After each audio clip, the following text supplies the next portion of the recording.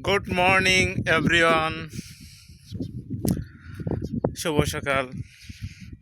এখন বাজে 6টা 10 মিনিট। মর্নিং ওয়ার্কে বের হয়েছি।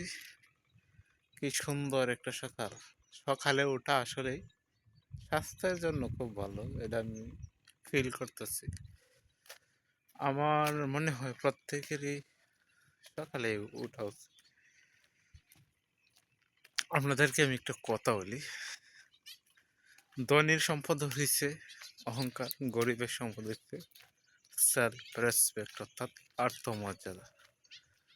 পরিস্থিতি যাই হোক, নিজের আত্মমর্যাদা কখনোই বিসর্জন দেওয়া যাবে না, এটা কারোর সামনেই না।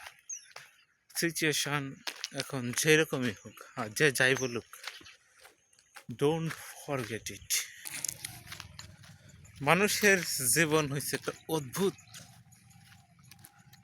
সকালে সুখ আছে, বিকালে সুখ নেই, বিকালে সুখ আছে, রাত্রে সুখ নেই। আর এই লাইফের কোনো গ্যারেন্টিও নেই। সো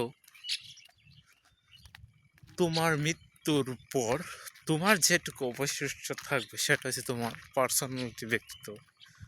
মরে যাওয়ার পরেও একজন বলবে না, ছেলেটার একদিক থেকে ভালো ছিল যে সে কখনোই হার মানেনি। হয়তো পরিস্থিতির কাছে অনেক জায়গায় সে ব্যর্থ হয়েছে, কিন্তু তার যে সেলফ রেসপেক্ট ছিল, আত্মমর্যাদা ছিল, ওইটা কারো কাছে সে বিক্রি করে না। নির্লজ্জ জীবন হচ্ছে না খায় থাকা অনেক উত্তম, আমি তো এটা মনে করি। যেমন সক্রেটিস, সে শালমগ বিষ খায় মারা গেছে, তবু ফাঁসির কাস্টে ঝুলে নেয়। কেন ঝুলে নেয়?